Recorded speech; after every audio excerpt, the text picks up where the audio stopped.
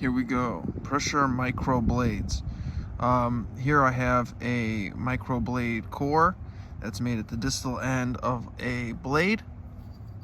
It's a secondary cortical blade, and also all these flake detachments that look like retouch are actually core shaping.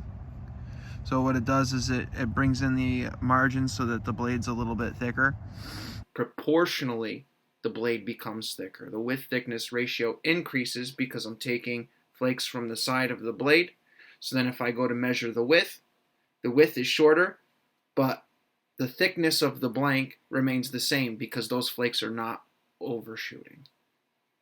And it's all with the purposes of maintaining the core geometry where all the action's going on right here. And you see that I got a fair amount of regularity going on over here with a couple of blades that stop short, but for the most part they're coming off consistently and regularly.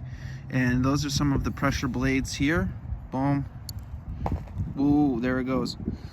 Just to give you an idea of how tiny these are microblades, pressure microblades that were featured in a selection called Lithic Technological Systems, where Chinese nanolithic technology was discussed. This is just about that. That core is probably about 1.5 centimeters to 2 centimeters across, and those blades that are coming off, this is probably 1 centimeter.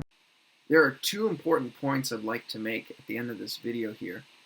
The first is that the technology that I've demonstrated here in this video is not technologically identical to those featured in the book chapter that I made reference to.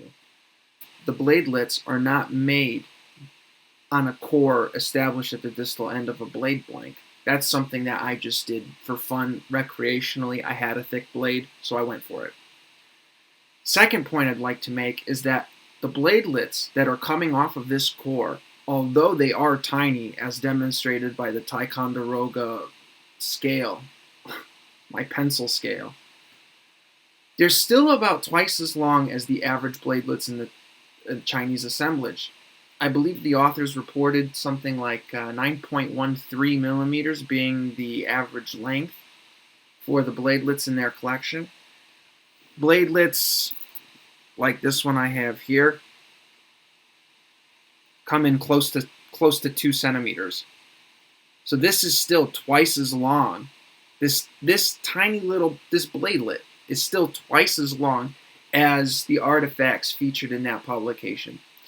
But one of the main things that I've taken away by trying to replicate this technology myself is a craftsperson understanding of how minuscule, how tiny the scale at which this technology, the archaeological technology from the Nanolithic China, really is.